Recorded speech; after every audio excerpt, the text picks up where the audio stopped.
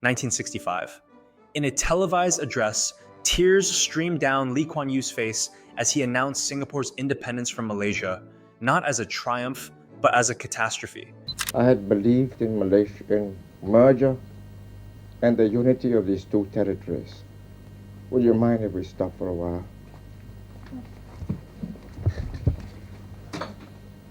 This tiny island, merely half the size of Delhi, with no natural resources, plagued by poverty, drug addiction, and ethnic violence, had just been forced out of Malaysia.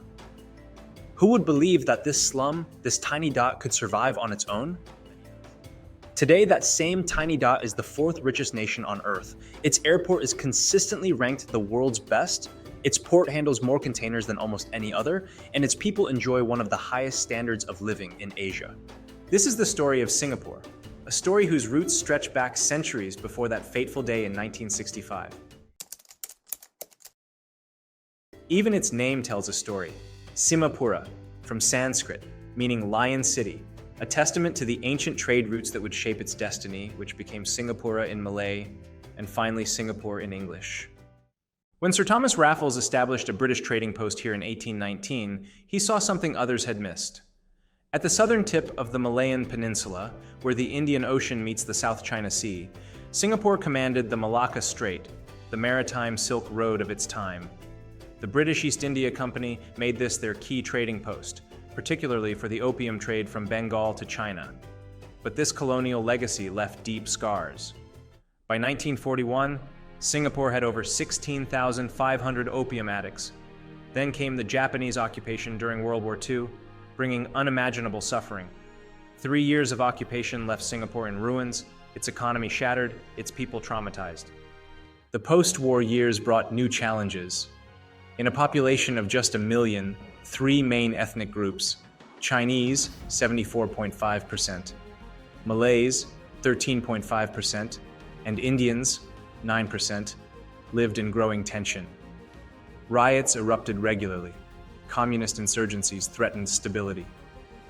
As fighting overwhelmed areas of the city, armed forces were mobilized to break up the Chinese-Malay clashes.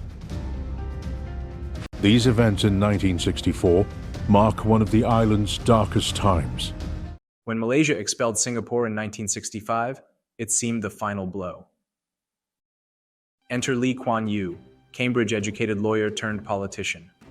His approach would prove revolutionary, not through ideology, but through ruthless pragmatism. Does it work?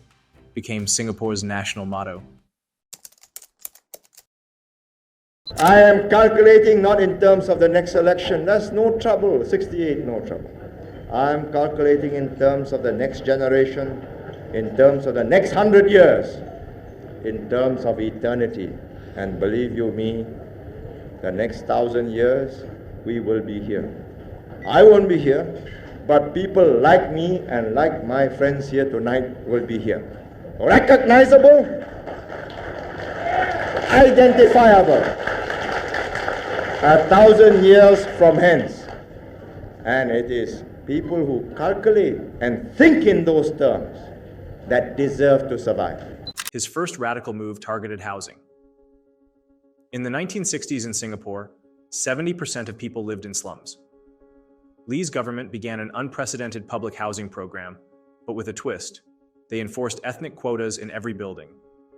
If a building had 100 units, roughly 74 would be Chinese, 14 Malay, 9 Indian, mirroring national demographics.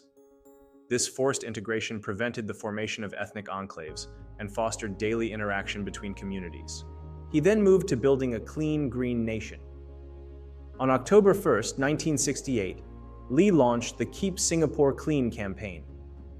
This wasn't mere sloganeering. The government installed public waste collection systems, built modern toilets, and implemented strict fines, up to 1,000 Singapore dollars for first offenses of littering. In 1972, they launched Tree Planting Day. Within a decade, they had planted as many trees as there were people in Singapore. Today's famous gardens by the bay didn't happen by accident. It was part of a deliberate transformation from garden city to city in a garden. I'm accused often of interfering in private lives of citizens. Yes. If I did not, had I not done that, we wouldn't be here today. And I say without the slightest remorse that we wouldn't be here, we would not have made the economic progress if we had not intervened on very personal matters. Who your neighbor is, how you live, the noise you make, how you spit or where you spit, or what language you use.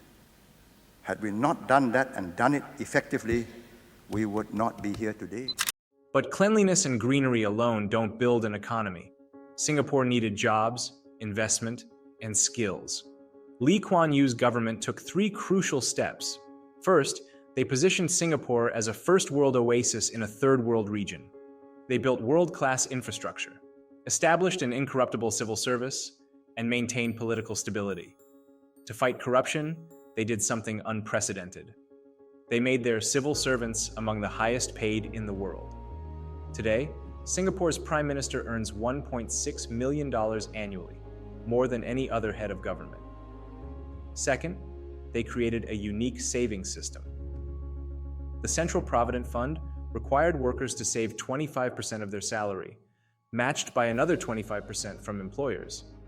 This created a massive pool of domestic capital for development while ensuring citizens had stakes in the nation's success. Third, they invested heavily in education and skills. But not just any education. Singapore created a system focused on technical skills and practical knowledge. By the 1990s, this former trading post was producing semiconductors, developing biotechnology, and designing aerospace components. But this transformation came at a cost. Press freedom was severely restricted. Political opposition was stifled. Even seemingly minor infractions like chewing gum could bring harsh penalties. Yet Lee Kuan Yew refused to build a personality cult. You won't find his statues in Singapore. No streets bear his name. As he said, "I am not here as a god or a prophet. I am here as a practical person trying to solve practical problems." That's how we succeeded, because we have open minds, common sense, a lot of analysis, careful weighing of the odds, make a firm decision, monitor it, implement it, modify as it goes wrong. Abandon if it is no good. Mr. Jayaratnam says we are obsessed with profits. I said yes, that's how Singapore survives. We have no profit. Who pays for all this? You make profit into a dirty word and Singapore dies. Today's Singapore faces new challenges. An aging population strains social services. Rising inequality concerns many citizens. The very success that brought foreign talent now sparks debates about national identity. But perhaps Singapore's greatest legacy isn't its gleaming skyline or efficient port. It's the proof that with pragmatic leadership, clear vision, and collective determination, a nation can transform itself within a generation.